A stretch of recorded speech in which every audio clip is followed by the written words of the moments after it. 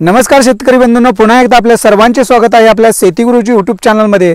मित्रांनो, सध्या आपण पाहतोय की आपल्या ऊसाच्या पिकावर सध्या तपकिरी ठिपके व तांबेरा रोग याचा प्रादुर्भाव झालेला दिसत आहे। तर मंडळी, हा रोग कशामुळे होतो, याच्यावर उपाययोजना काय करावी याबद्दल सविस्तर माहिती आपण या व्हिडिओमधून पाहणार आहोत। तर मंडळी, जर का आपल्या शेती गुरुजी चॅनलवर नवीन असाल तर चॅनलला जरूर सबस्क्राइब करा, जेणेकरून येणारे असेच व्हिडिओ आपल्याला पाहण्यास मिळतील। मित्रांनो, जुलै महिन्यापासून ते डिसेंबर दरम्यान असलेल्या आर्द्रतायुक्त उष्ण व दमट हवामानामुळे पश्चिम महाराष्ट्रातील नदीलगत जास्त पर्जन्यमान व हवेमध्ये 80% पेक्षा जास्त आर्द्रता असलेल्या कोल्हापूर, रत्नागिरी, सातारा, सांगली, पुणे, अहमदनगर, सोलापूर या जिल्ह्यातील भागामध्ये ऊसाच्या पानावर विविध प्रकारच्या बुरशीजन्य रोगांचा प्रादुर्भाव जास्त प्रमाणात दिसून येत आहे। सध्या राज्यामध्ये नेहमीपेक्षा जास्त पाऊस झाल्याने प्रामुख्याने तांबेरा आणि पानावरील तपकिरी ठिपके या रोगाचा प्रादुर्भाव मोठ्या प्रमाणावर दिसून येत आहे। या पानावर आढळणाऱ्या बुरशीजन्य रोगामुळे रोगाच्या तीव्रतेनुसार अंदाजे 5 ते 40% पर्यंत नुकसान होण्याची शक्यता असते। सदर रोगाची लागण झाल्यामुळे पानांच्या पेशी, त्यामधील हरितद्रव्य यांचा नाश झाल्यामुळे प्रकाश संश्लेषण क्रियेत व्यत्यय येऊन अन्न तयार करण्याची प्रक्रिया मंदावते आणि त्याचमुळे ऊसाचे घटते आणि साखर उतार सुद्धा घटतो। अनुकूल वातावरण असल्यास नवीन ऊसाचा रोग व कोवळी पाने रोगाने प्रादुर्भावग्रस्त झालेली आढळून येतात आणि ऊस उत्पादन व उत्पादकतेवर परिणाम दिसून येतो। तपकिरी ठिपके, ब्राउन स्पॉट पश्चिम महाराष्ट्रातील जास्त पावसाचे प्रमाण असलेल्या भागामध्ये सॅरेस्कोपोरा लॉन्जिपस या नावाच्या बुरशीमुळे मान्सून हवामानामध्ये हमखास आढळणारा हा बुरशीजन्य रोग आहे। रोगाच्या नावाप्रमाणेच सुरुवातीला ऊसाच्या जुन्या पानांच्या दोन्ही बाजूवर अंडाकृती आकाराचे लालसर ते तपकिरी रंगाचे ठिपके आढळून येतात। अशा ठिपक्याभोवती पिवळ्या रंगाचे वलय दिसते।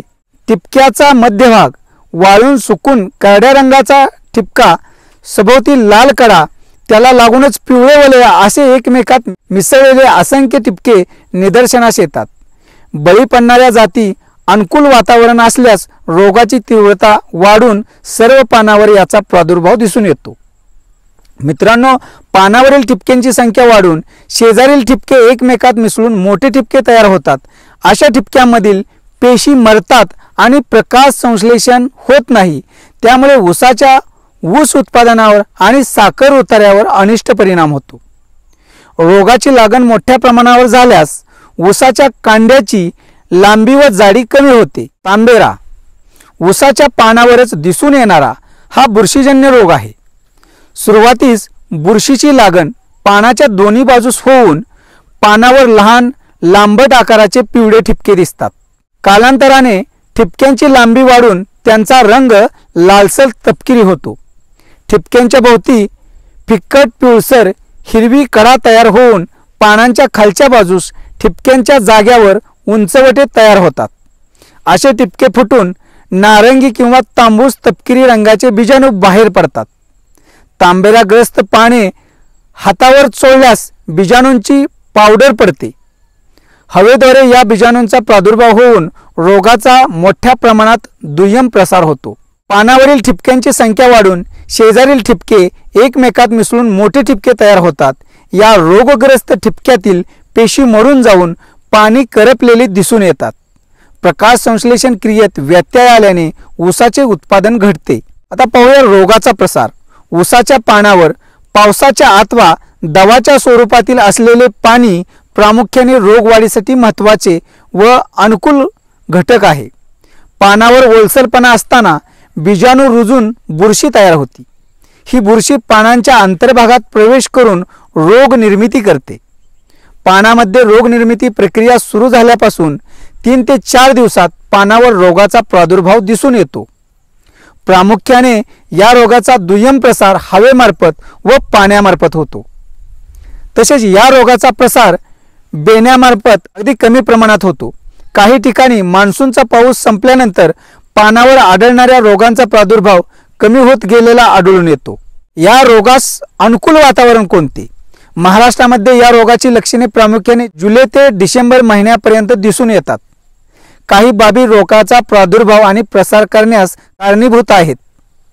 जुलै ते सप्टेंबरपर्यंत असणाऱ्या मान्सून पावसामुळे वाढणारी हवेतील सापेक्ष आर्द्रता साधारणतः 80 ते 90%, ढगाळ उष्ण व दमट वातावरण, वाहणारे वारी आणि सकाळचे धुके व पडणारे दव, बळी पडणाऱ्या रुंद पानाच्या जातीचे मोठ्या प्रमाणात लागवड, नत्रयुक्त खतांचा प्रमाणापेक्षा जास्त वापर, ऊस पिकाच्या मुख्य वाढीचा काळ 3 ते 7 महिन्याचा असतो, उशिरा एप्रिल ते मे महिन्यात व योग्य निचरा न होणाऱ्या जमिनीत झालेली ऊस लागवड, खोडवा पिकात रोगाची तीव्रता लागणीच्या पिकापेक्षा जास्त दिसून येते, सखल भागातील पाणी साचणे, शेतामध्ये जास्त पाणी साचल्यास या रोगाचे जास्त प्रादुर्भाव होतो।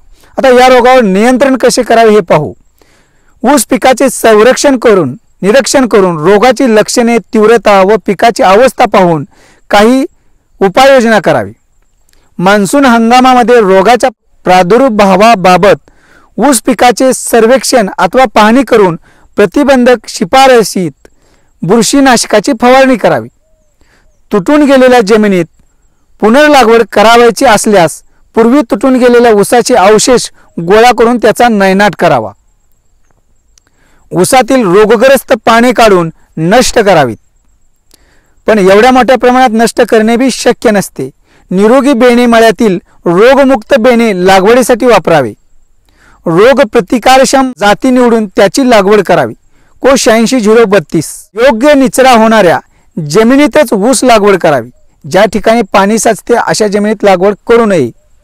लागवडीसाठी रुंद सरी किंवा पट्टा पद्धतीचा अवलंब केल्यास ऊसामध्ये सूर्यप्रकाश व हवेचे प्रमाण वाढून रोगांचा प्रादुर्भाव कमी होण्यास मदत होते। नत्राची मात्रा शिफारशीनुसार द्यावी। जास्त वापर झाल्यास रोगांचा प्रादुर्भाव हा वाढतो। पावसाळ्यात जास्त काळ पाणी साचलेल्या ऊस भागातील पाण्याचा निचरा करावा। पानावरील तपकिरी ठिपके या बुरशीजन्य रोगाच्या नियंत्रणासाठी मँकोझेप अथवा कॉपर ऑक्सीक्लोराइड यापैकी कोणतेही एक बुरशीनाशक 0.3% 3 ग्रॅम प्रति लिटर पाणी या प्रमाणात घेऊन 15 दिवसाच्या अंतराने स्टिकरचा वापर करून 2 ते 3 फवारण्या कराव्यात। ऊसावर तांबेरा रोगाचा प्रादुर्भाव दिसून आल्यावर नियंत्रणासाठी 3 ग्रॅम 1 लिटर पाण्यासाठी मँकोझेप किंवा ऊसावर तांबेरा रोगाचा प्रादुर्भाव दिसून आल्यावर नियंत्रणासाठी 3 ग्रॅम प्रति लिटर पाण्यासाठी मँकोझेप किंवा टेब्युकोनायझोल 1 मिली प्रति लिटर पाण्यामध्ये मिसळून 10 ते 15 दिवसाच्या अंतराने स्टिकरचा वापर करून 2 ते 3 फवारण्या कराव्यात। सामूहिक पद्धतीने रोगाच्या नियंत्रणासाठी उपाययोजनेचा अवलंब करावा। तर मित्रांनो, ह्या काही तांबेरा रोगासाठी व तपकिरी ठिपक्यांसाठी उपाययोजना होत्या। तर निश्चितच आपल्याला याबद्दल सविस्तर माहिती मिळाली असेल। तसेच मित्रांनो, जर का आपल्या ऊसावर हा प्रादुर्भाव झाला असेल तर निश्चित आपण त्या ऊसाची पाने काढून आपण जवळच्या कृषी केंद्रामध्ये दाखवून त्यावर अनेक प्रकारच्या वेगवेगळ्या उपाययोजना करू शकता। मित्रांनो, जर का आपण ही योग्य वेळी उपाययोजना केली नाही तर आपण मोठ्या प्रमाणात आपल्या उत्पन्नामध्ये घट होऊ शकते। त्यासाठी आपण योग्य वेळी म्हणजेच एक तर पहिली गोष्ट आपण ऊसामध्ये बेण्याची लागवड करत असताना व्यवस्थित चांगल्या प्रतीचं बेण्याची लागवड करावी। तसेच त्याची कीटकनाशक व बुरशीनाशक या द्रावणातून काढून त्याची लागवड करावी। तसेच रासायनिक खतांचा संतुलित वापर करावा आणि योग्य ती उपाययोजना करावी। निश्चितच आपली चांगल्या उत्पन्नात वाढ होईल। तसेच मँकोझेप असेल, ऑक्सीक्लोराइड असेल याच्या फवारण्या सुद्धा घ्याव्यात। निश्चितच मित्रांनो, जर का हा व्हिडिओ आवडला असेल तर व्हिडिओला लाईक करा आणि अजूनही आपण आपल्या शेती गुरुजी चॅनलला सबस्क्राईब केले नसेल तर जरूर सबस्क्राईब करा। धन्यवाद।